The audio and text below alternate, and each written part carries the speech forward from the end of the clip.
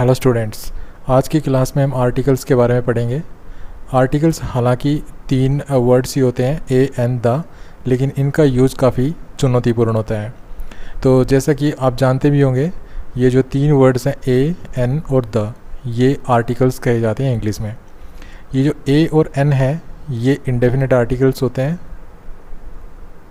Indefinite articles, और ये जो द है ये डेफिनेट आर्टिकल होता है। ठीक है, अब ये इंडेफिनेट और डेफिनेट का क्या मतलब हुआ? तो देखिए, आर्टिकल का जब भी हम यूज करते हैं तो किसी न किसी नाउन से पहले हम आर्टिकल का यूज करते हैं। बिना नाउन के हम आर्टिकल यूज नहीं करते हैं। जैसे मैंने एक सेंटेंस लिखा, ही इज डैश ऑनेस्ट। ठीक है, अब अगर मैं आपसे पूछूं कि इस सेंटेंस में आर्टिकल क्या आएगी, इन तीनों में से आर्टिकल क्या आएगी, तो हो सकता है बहुत से स्टूडेंट्स इसमें ऑनेस्ट देख के ये कह दें कि इसमें एन आएगा। ठीक है, लेकिन यहाँ पे कोई आर्टिकल नहीं आएगा। यहाँ पे अगर आप एन लगाएंगे तो ये गलत हो जाएगा। यहाँ पर कोई आर्टिकल नहीं आएगा और ये सेंटेंस ऐसे ही सही है, ही इज ऑनेस्ट। ठीक है, ये सेंटेंस ऐसे ही सही होगा। लेकिन अगर मैं यहाँ ऑनेस्ट के बाद में कोई नाउन लिख देता, जैसे मैं लिख दूँ ऑनेस्ट मैन, तो अब ऑनेस्ट से पहले ये आर्टिकल जो आपने लगाया था एन, ये सही हो जाएगा, क्योंकि ये जो आर्टिकल लगाया मैंने ये इस मैन के साथ है।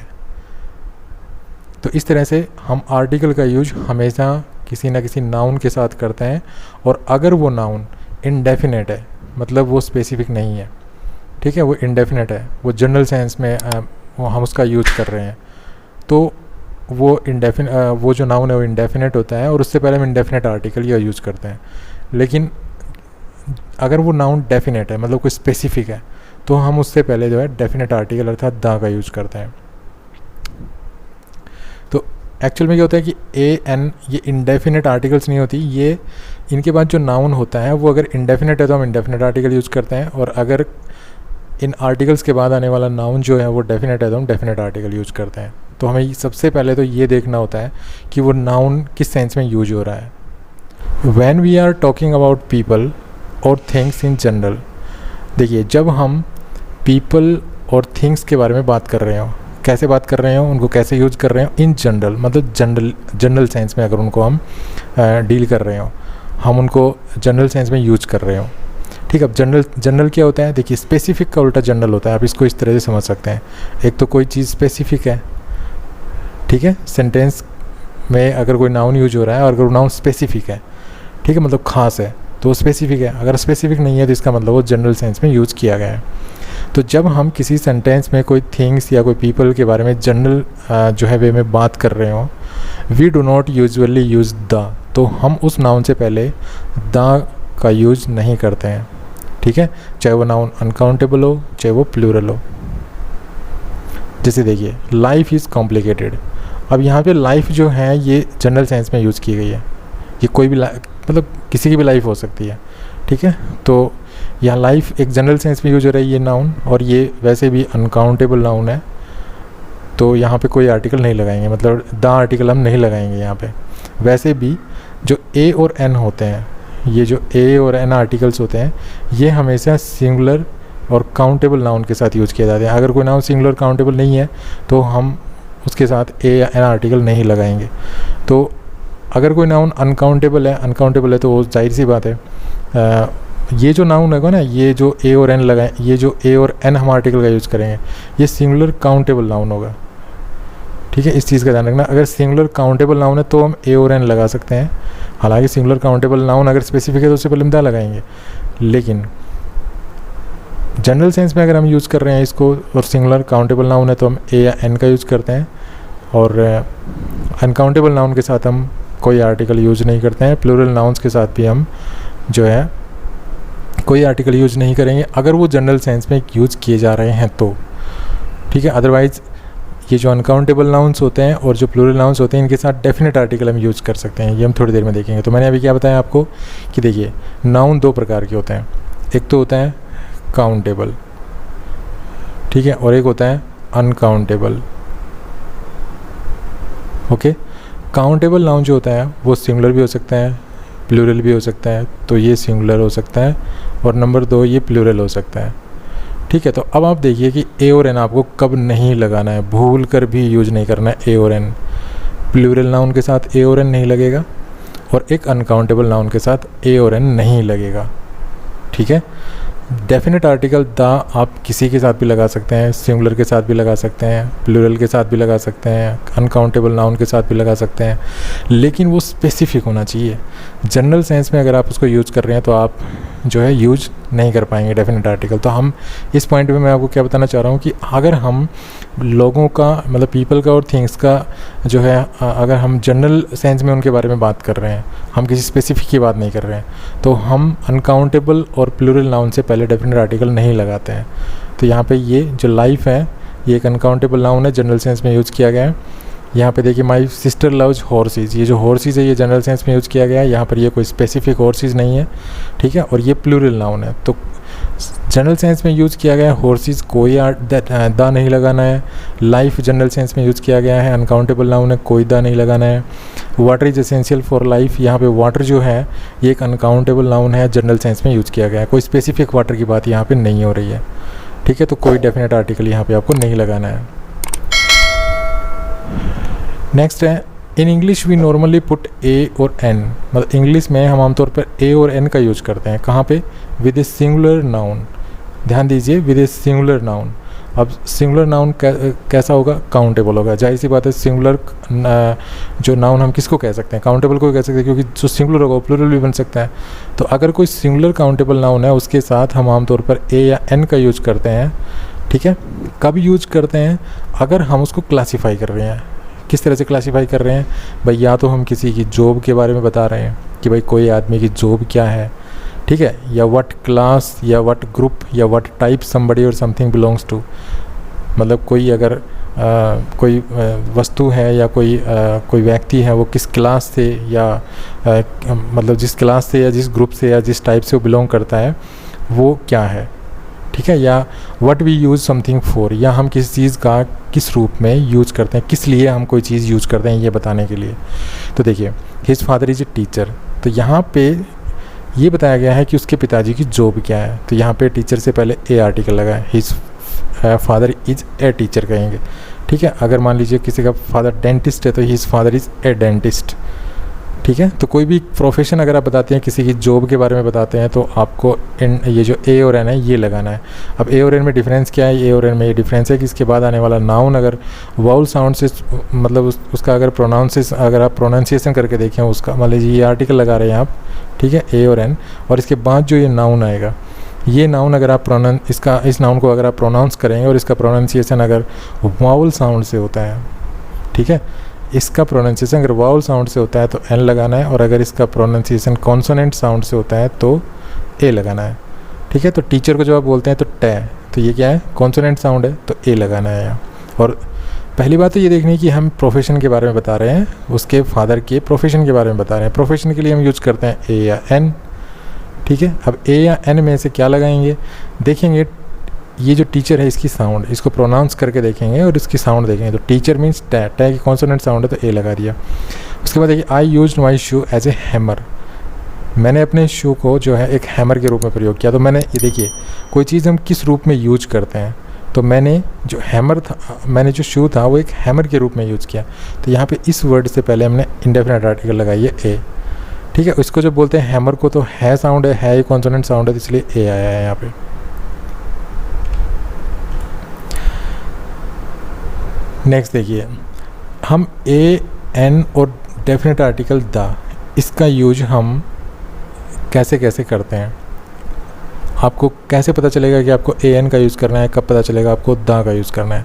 भाई आप ए और एन में तो डिफरेंस कर लेंगे कि भाई ए और एन में जो अगर मतलब किसी नाउन को अगर आप प्रोनाउंस करके देखें और उसको अगर वॉल साउंड से प्रोनाउंस किया जा रहा हो तो आप एन लगा देंगे, कॉन्सोनेंट साउंड से उसको प्रोनाउंस किया जा रहा है तो ए लगा देंगे।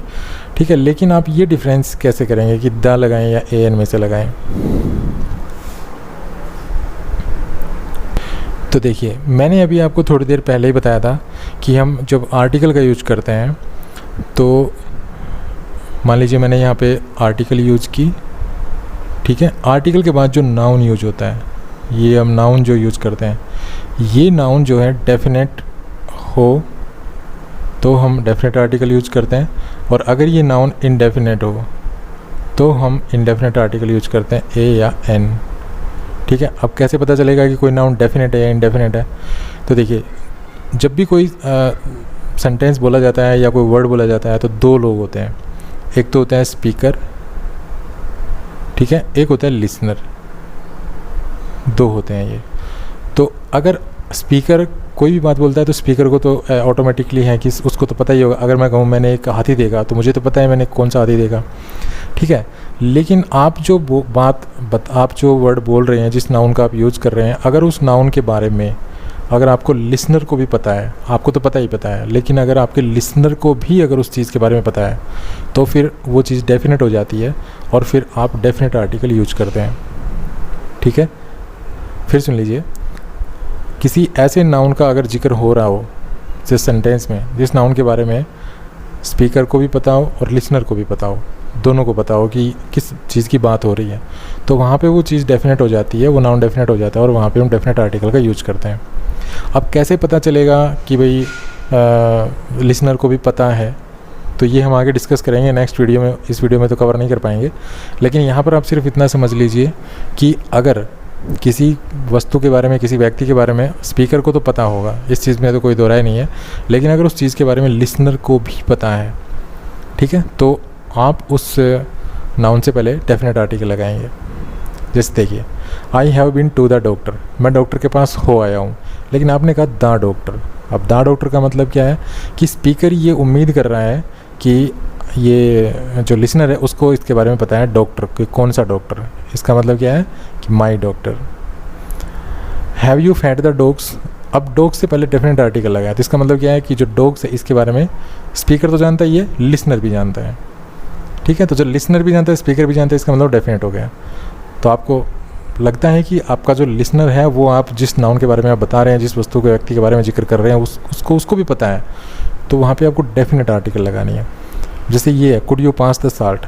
अब यहाँ पे एक सिचुएशन यहाँ पे हम इमेजिन कर सकते हैं। मान लीजिए ये डाइनिंग टेबल है, ठीक है, यहाँ पे कुर्सी डली हुई, यहाँ पे कुर्सी डली हुई, यहाँ पे कुर्सी डली हुई है, यहाँ पे कुर्सी डली हुई है, ठीक है, ये डाइनिंग टेबल है, यहाँ पे खाना रखा है।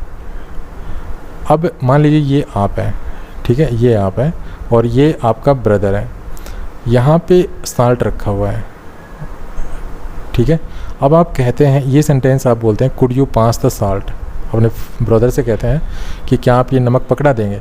तो आपके ब्रदर को पता है, मतलब आपको तो पता ही है कि भाई कौन सा नमक की बात कर रहे हैं, लेकिन वहाँ पे क्योंकि एक ही प्लेट में नमक रखा है तो आप ये मान के चल रहे हैं कि आपके ब्रदर को भी पता है कि कौन सा नमक पकड़ाएगा वो, ठीक है, कौन सा नमक जो है पास करेगा आपकी तरफ। तो यहाँ पे ये स्पेसिफिक हो गया, क्योंकि इसको भी पता है और आपको भी पता है, तो स्पेसिफिक हो गया। और स्पेसिफिक हो गया तो इसका मतलब ये डेफिनेट है, और डेफिनेट है तो इसका मतलब यहाँ पे डेफिनेट आर्टिकल लगाएंगे। लेकिन अगर आपको लगता है कि सिर्फ उस चीज़ के बारे में आपको पता है, जो लिसनर है उसको नहीं पता है, तो वहाँ पे आप डेफिनेट आर्टिकल नहीं लगाएंगे, वहाँ पे आप सिर्फ इनडेफिनेट आर्टिकल लगाएंगे। जैसे there is a rat in the kitchen, आप कहते हैं किसी से भी there is a rat in the kitchen, kitchen में रैट है, तो लेकिन लिसनर को नहीं पता कौन सा रैट है, कौन सा, लेकिन स्पेसिफिक नहीं है, ठीक है, तो ए आर्टिकल लगाया। आई नीड एन एनवेलप, लेकिन कोई स्पेसिफिक एनवेलप नहीं है, स्पीकर को नहीं पता है कौन सा एनवेलप। आप कह रहे हैं आई नीड एन एनवेलप, लेकिन किसी को क्या पता है कि कौन सा एनवेलप चाहिए, ठीक है ना, तो ये स्पेसिफिक नहीं है। कहने का मतलब ये स्पेसिफिक नहीं है, वहाँ पे आपको इंडेफिनेट आर्टिकल लगानी है। तो देखिए एन लगाया है, एनवेलप के जो उच्चारण करते थे एनवेलप, ये वाउल साउंड है इसलिए एन लगाया। उसके बाद देखिए please give me a pen, तो पेन भी स्पेसिफिक नहीं है यहाँ पे, ठीक है, तो इंडेफिनेट आर्टिकल लगाना है। अगर ये चीज़ स्पेसिफिक होती तो इनसे पहले हम डेफिनेट आर्टिकल लगाते हैं, ठीक है। अगर हम मान लीजिए ये ए है, ये बी है, मान लीजिए यहाँ पे ए बी को छोड़ते हैं हम, यहाँ पे आप हैं, ठीक है, और यहाँ पे कोई आपका क्लासमेट है, आप अपने क्लासमेट से पेन मांगते हैं और उसे कहते हैं please give me a pen, लेकिन इसको तो नहीं पता कौन सा पेन, ये तो कोई भी दे सकता है आपको, ठीक है ना, तो ये कोई स्पेसिफिक पेन नहीं है, मतलब बी को नहीं पता आप कौन सा पेन मांग रहे हैं, कोई स्पेसिफिक पेन को मेंशन आप नहीं कर रहे हैं यहाँ पे, तो वहाँ पे आपको इंडेफिनेट आर्टिकल लगा के चलनी है। लेकिन आपको खास पेन है और लिसनर को भी पता है उस पेन के बारे में कि भाई कौन सा पेन देना है, तो फिर आपको डेफिनेट आर्टिकल लगानी पड़ेगी इस सिचुएशन में। अब देखते हैं प्लूरल और अनकाउंटेबल नाउन्स के साथ हम आर्टिकल किस तरह से लगाते हैं।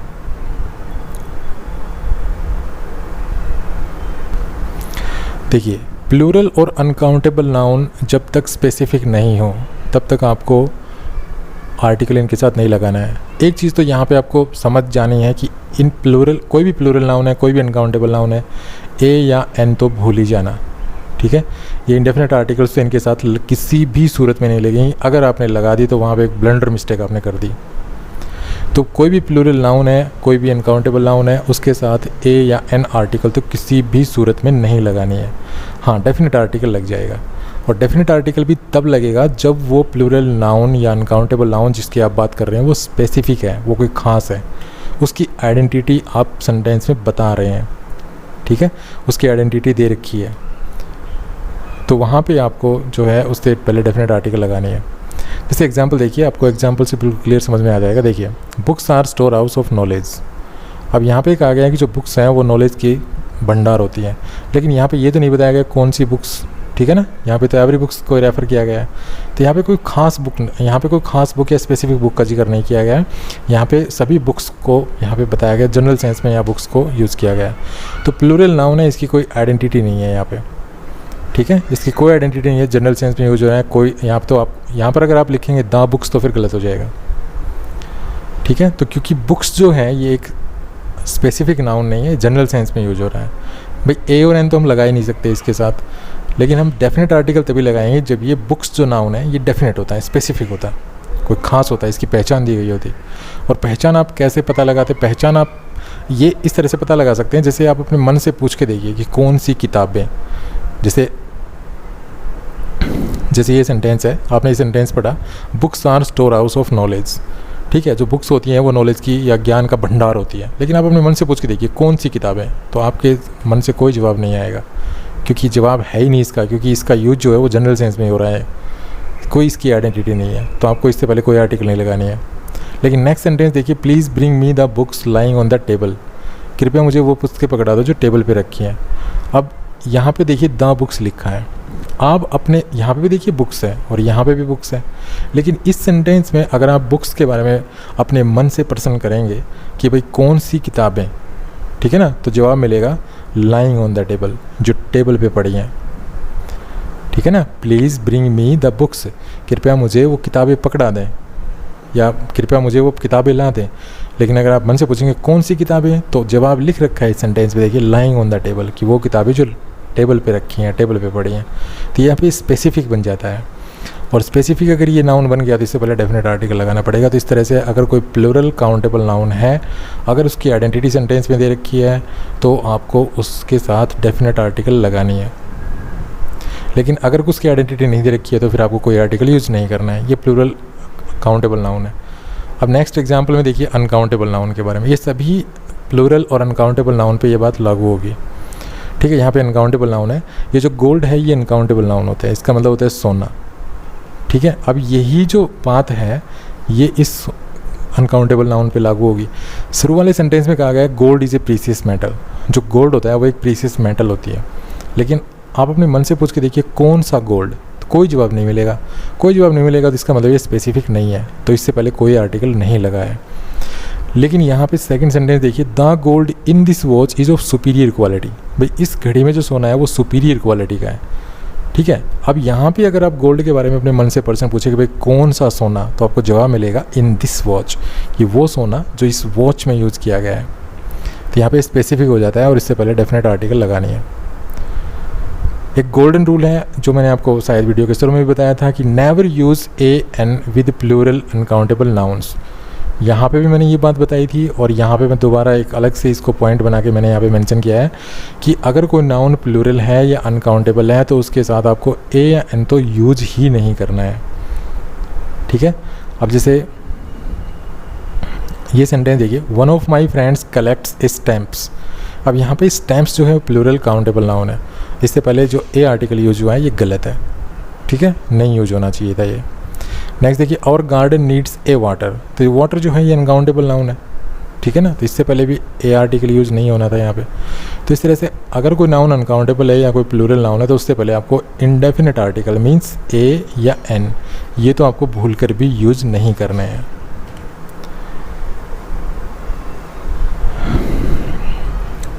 नेक्स्ट देखिए, do not use the two talk about things in general. जब आप जनरल सेंस में चीज़ों के बारे में बता रहे हैं तो कभी भी आप द यूज़ ना करें, ठीक है।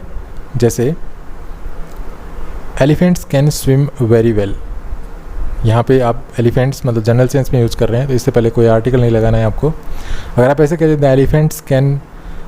एलिफेंट्स कैन स्विम, अगर यहाँ पे स्विम है तो स्विम, अगर आप ऐसे कहते हैं तो ये गलत हो जाएगा।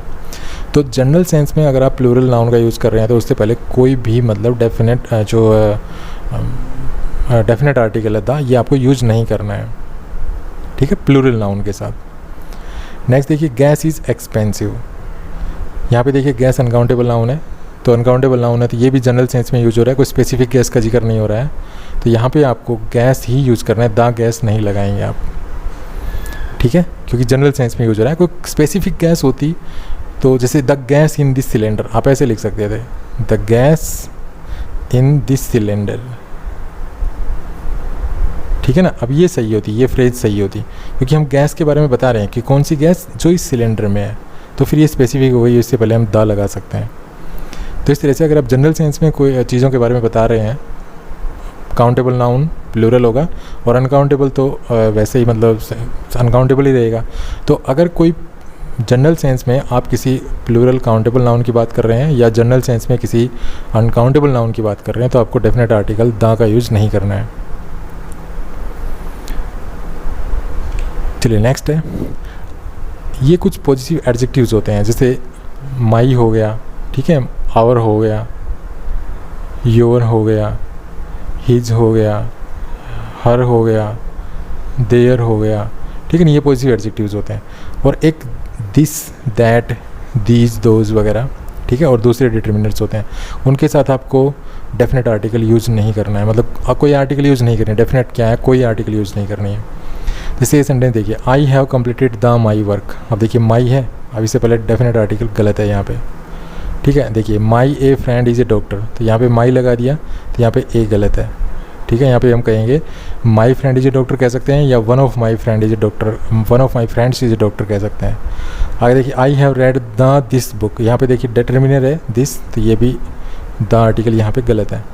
तो जहाँ पर ये जो पॉजिटिव एडजेक्टिव्स होते हैं माई, आवर, योर, देयर वगैरह, और ये डिटर्मिनर होते हैं, डिमॉन्स्ट्रेटिव डिटर्मिनर जिनको कहते हैं, दिस, दैट, दिस, दोस वगैरह, ये हों या कोई और डिटर्मिनर हो तो उससे पहले आपको आर्टिकल यूज़ नहीं कर, मतलब उसके साथ आपको आर्टिकल यूज़ नहीं करना है।